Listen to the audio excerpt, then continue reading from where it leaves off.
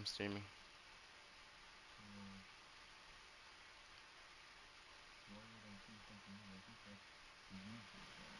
Okay, yeah. I don't know how that makes me feel, Hazel.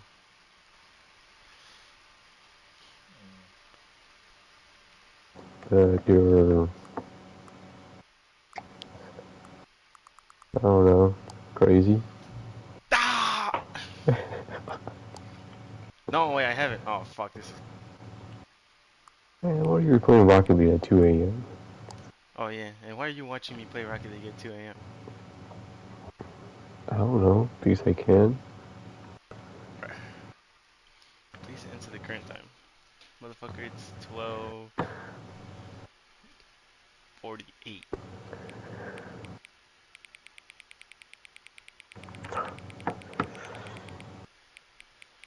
Yeah, I fell asleep during the second match. What? You fell asleep? Yeah. I thought so, cause like you stopped interacting, but like I wasn't sure. Like, oh, is he just watching or? I was like, it's pretty late. He probably just I don't know died. That was crazy. Lost that first match. What?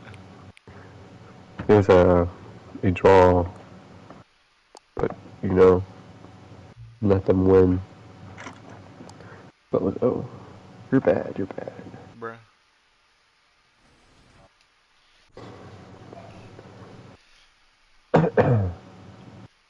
This is the story of a man named Stanley.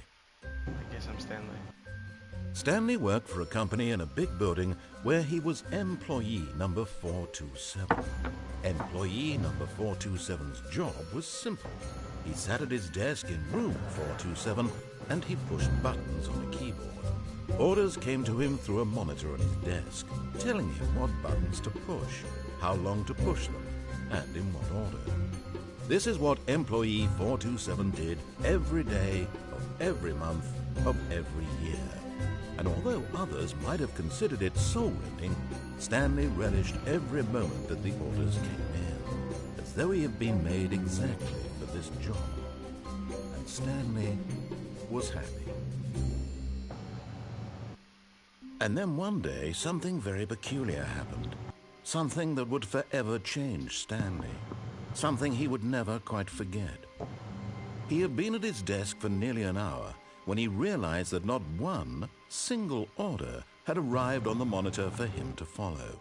No one had showed up to give him instructions, call a meeting, or even say hi. Never in all his years at the company had this happened, this complete isolation. Something was very clearly wrong. Shocked, frozen solid, Stanley found himself unable to move for the longest time. But as he came to his wits and regained his senses, he got up from his desk and stepped out of his office.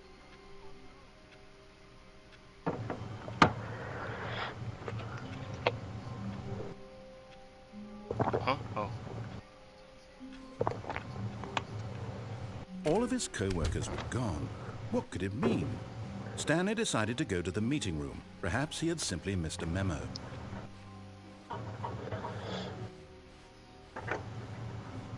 When Stanley came to a set of 2 open doors, this was not the correct way to the meeting room, and Stanley knew it perfectly well. Perhaps he wanted to stop by the employee lounge first, just to admire it. Ah, yes, truly a room worth admiring. It had really been worth the detour after all. But eager to get back to business, Stanley took the first open door on his left. Password? I don't know the password. It's like Stanley was so bad at following 1, 2, 3 directions, it's incredible he wasn't 5 ABC years ago. Yahoo at gmail.com. What? Look, Stanley, I think perhaps we've gotten off on the wrong foot here. I'm not your enemy, really, I'm not. I realize that investing your trust in someone else can be difficult, but the fact is that the story has been about nothing but you all this time. There's someone you've been neglecting, Stanley. Someone you've forgotten about. Please, stop trying to make every decision by yourself.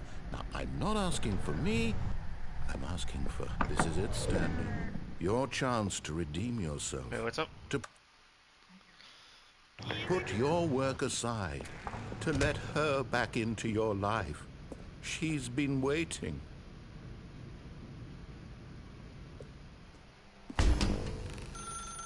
That's her, Stanley. You need to be the one to do this. To...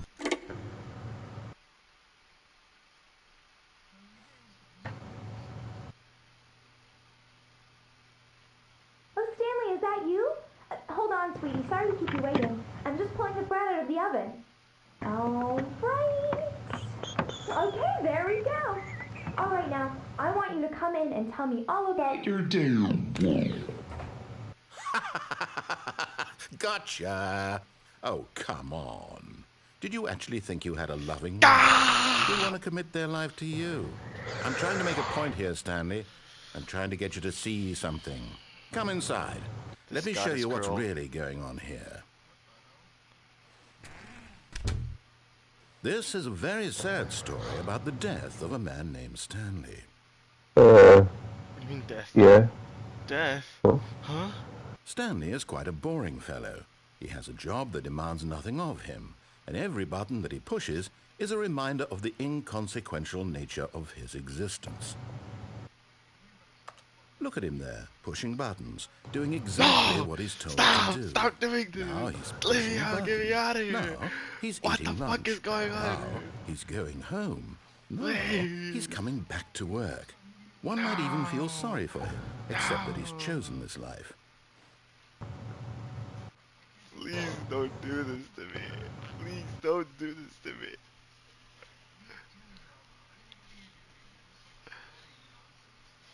Let me out!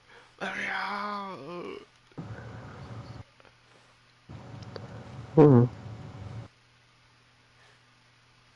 I can't do this anymore, please.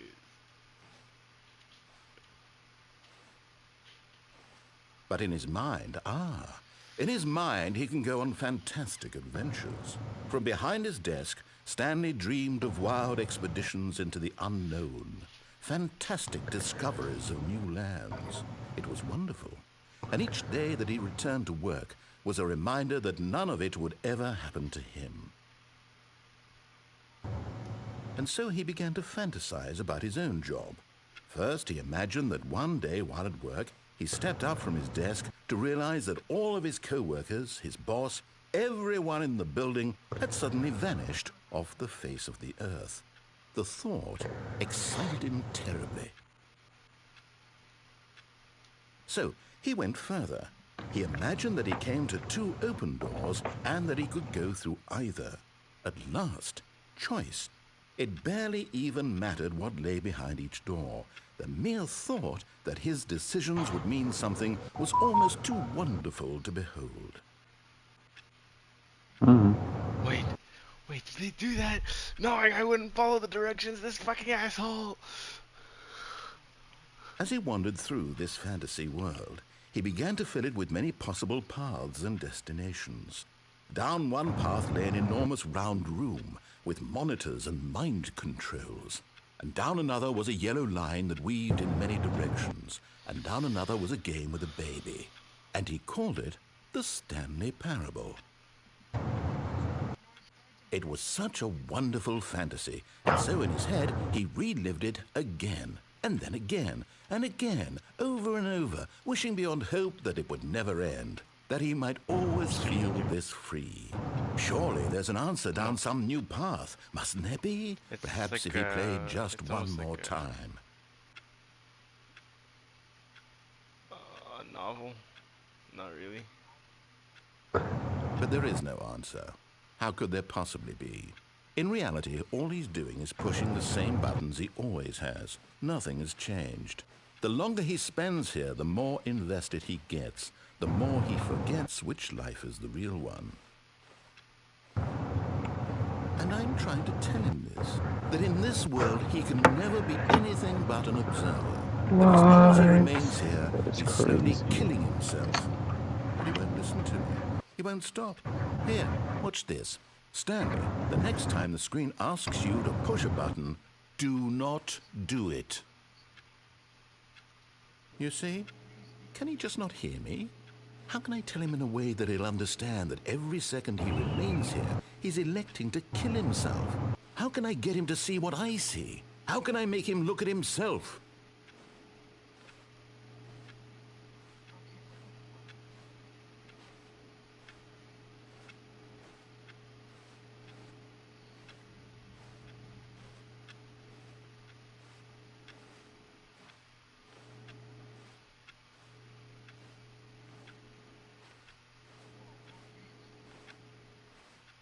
A party.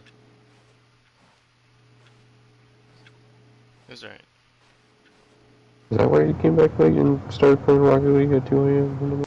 Yeah. He started pushing me at 2 a.m. in the morning. He was playing Rocket League at 2 in the morning, and I was watching him. My intended purpose, the same as Stanley. We're not so different. Well, I was in my bed, I'll just try watching once him more to on convey my this to phone. him. I'm compelled to. I must. Perhaps, well, maybe this time he'll see. Maybe this time. And I tried again. And What is Stanley pushed a it? button. And I Exposed tried again. emoji, And exposed Stanley pushed a emoji. button. And I tried. Did I fucking die?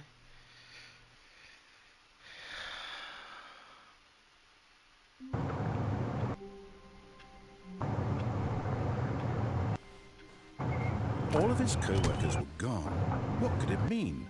Stanley decided to go to the meeting room. Perhaps he had simply missed a memo.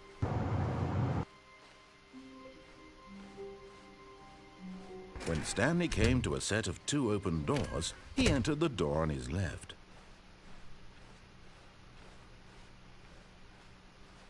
Yet there was not a single person here either. Feeling a wave of disbelief, Stanley decided to go up to his boss's office, hoping he might find an answer there. Coming to a staircase, Stanley walked upstairs to his boss's office. You know what? No, I didn't. I walked downstairs, actually.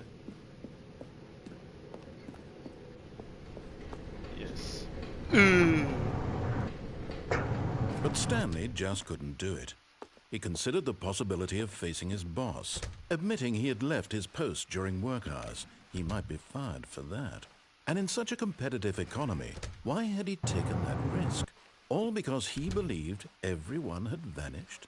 His boss would think he was crazy. And then something occurred to Stanley. Maybe, he thought to himself, maybe I am crazy. All of my co-workers blinking mysteriously out of existence in a single moment for no reason at all? None of it made any logical sense. And as Stanley pondered this, he began to make other strange observations. For example, why couldn't he see his feet when he looked down? Why did doors close automatically behind him wherever he went? And for that matter, these rooms were starting to look pretty familiar. Were they simply repeating? No, Stanley said to himself, this is all too strange. This can't be real. And at last, he came to the conclusion that had been on the tip of his tongue. He just hadn't found the words for it. I'm dreaming, he yelled. This is all a dream. Oh, what a relief Stanley felt to have finally found an answer, an explanation. His co-workers weren't actually gone. He wasn't going to lose his job. He wasn't crazy after all. And he thought to himself, I suppose I'll wake up soon. I'll have to go back to my boring real-life job pushing buttons. I may as well enjoy this while I'm still lucid. So, he imagined himself flying and began to gently float above the ground. Then he imagined himself soaring through space on a magical starfield, and it too appeared. It was so much fun, and Stanley marveled that he had still not woken up. If I was How a was he remaining bag so of gold, lucid? And then where perhaps the would I strangest be question of hiding? them all entered Stanley's head. One he was amazed he hadn't asked himself sooner. Why is Inside there a a tree. voice in my head dictating everything that I'm doing and thinking? Now the voice was describing itself being considered by Stanley, who found it particularly strange. I'm dreaming about a voice describing me, thinking about how it's describing my thoughts, he thought.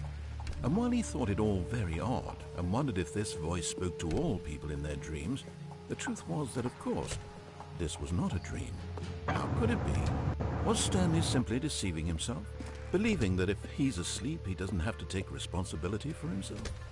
Stanley is as awake right now as he's ever been in his life. Now, hearing the voice speak these words was quite a shock to Stanley. After all, he knew for certain, beyond a doubt, that this was in fact a dream. Did the voice not see him float and make the magical stars just a moment ago? How else would the voice explain all that? This voice was a part of himself too. Surely, if he could just... Unless it's like he would prove it. He would prove that he was in control. That this was a dream. I guess you're right. So he closed his eyes gently, and he invited himself to wake up. He felt the cool weight of the blanket on his skin, the press of the mattress on his back, the fresh air of a world outside this one. Let me wake up, he thought to himself. I'm through with this dream. No. I wish it to be over. Let me go back to my job. Let me continue pushing the buttons. Please, it's all I want. I want my apartment, and my wife, and my job.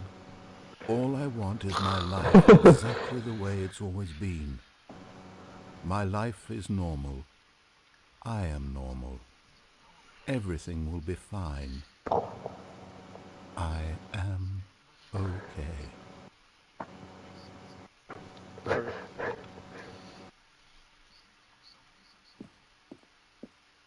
Stanley began screaming. Please, someone, wake me up. My name is Stanley. I have a boss. I have an office. I am real. Please, just someone tell me I am real. I must be real. I must be. Can anyone hear my voice? Who am I? Who am I? And everything went black.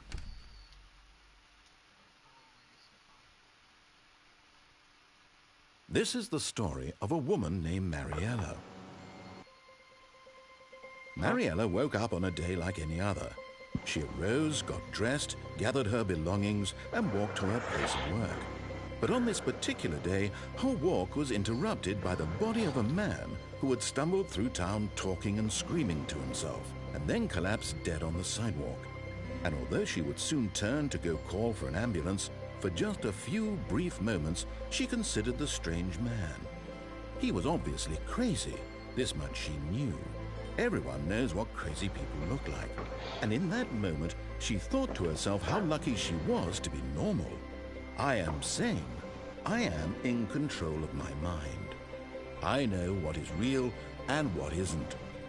It was comforting to think this, and in a certain way, seeing this man made her feel better. But then she remembered the meeting she had scheduled for that day. The very important people whose impressions of her would affect her career, and by extension, the rest of her life. She had no time for this, so it was only a moment that she stood there, staring down at the body. And then she turned and ran.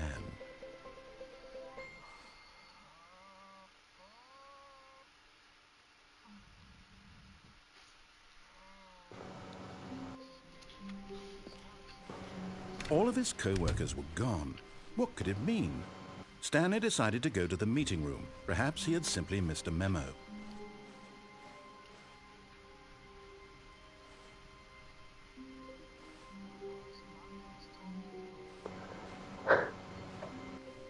When Stanley came to a set of 2 open doors, he entered the door on his left.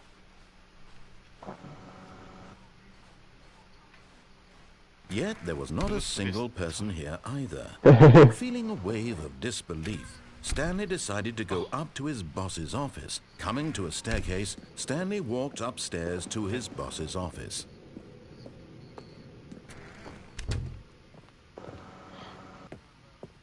Stepping into his manager's office, Stanley was once again stunned to discover not an indication of any human life. Shocked, unraveled, Stanley wondered in disbelief who orchestrated this. What dark secret was being held from him? What he could not have known was that the keypad behind the boss's desk guarded the terrible truth that his boss had been keeping from him. And so the boss had assigned it an extra secret PIN number, 2845. But of course, Stanley couldn't possibly have known this. Yet incredibly, by simply pushing random buttons on the keypad, Stanley happened to input the correct code by sheer luck. Amazing. He stepped into the newly opened passageway.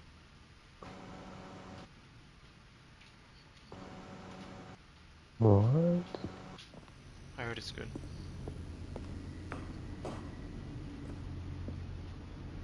Yeah. Holy shit. Oh, I thought I was gonna die.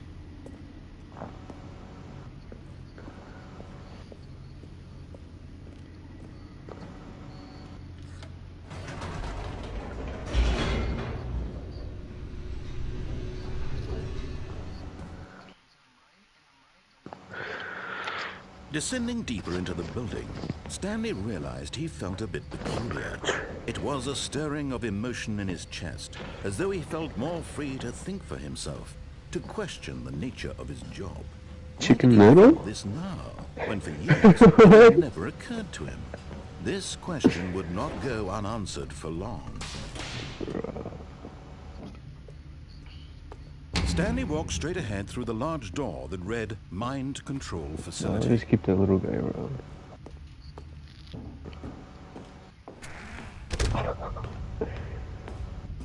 It's crazy. Happy. The lights rose on an enormous room packed with television screens. What horrible secret did this The place little hold? chicken just, this Stanley guy's thought to falling, this himself. guy's falling. Did he have the Rolls strength to around. find out?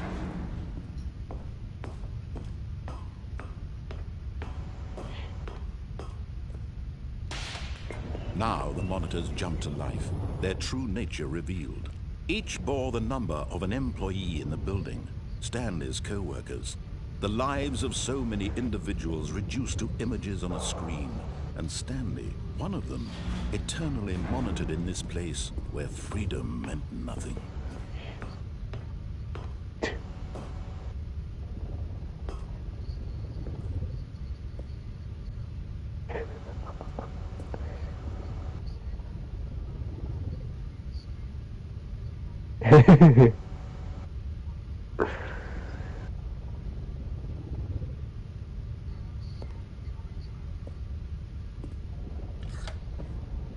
This mind control facility, it was too horrible to believe. It couldn't be true. Had Stanley really been under someone's control all this time? Was this the only reason he was happy with his boring job? That his emotions had been manipulated to accept it blindly? No. He refused to believe it. He couldn't accept it. I'll be His back. own life in someone else's control? Never. It was unthinkable. Wasn't it? Was it even possible? Had he truly spent his entire life utterly blind to the world? But here was the proof. The heart of the operation. Controls labeled with emotions. Happy, or sad, or content. Walking, eating, working. All of it monitored and commanded from this very place. And as the cold reality of his past began to sink in, Stanley decided that this machinery would never again exert its terrible power over another human life. For he would dismantle the controls once and for all.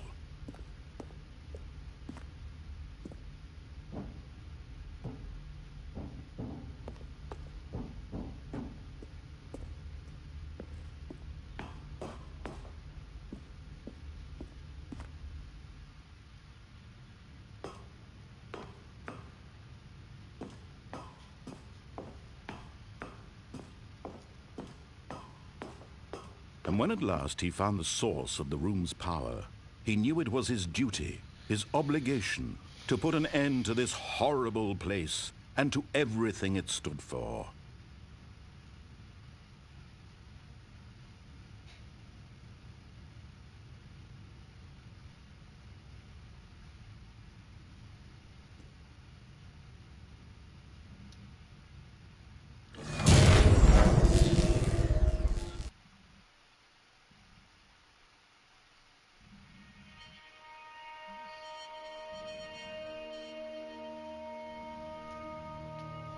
Blackness, and a rising chill of uncertainty.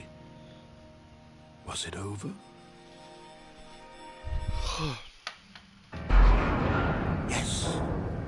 He had won. He had defeated the machine, unshackled himself from someone else's command. Freedom was mere moments away. And yet, even as the immense door slowly opened, Stanley reflected on how many puzzles still lay unsolved. Where had his co-workers gone? How had he been freed from the machine's grasp? What other mysteries did this strange building hold? But as sunlight streamed into the chamber, he realized none of this mattered to him, for it was not knowledge or even power that he had been seeking, but happiness. Perhaps his goal had not been to understand, but to let go. No longer would anyone tell him where to go, what to do, or how to feel. Whatever life he lives, it will be his. And that was all he needed to know. It was perhaps the only thing worth knowing. Stanley stepped through the open door.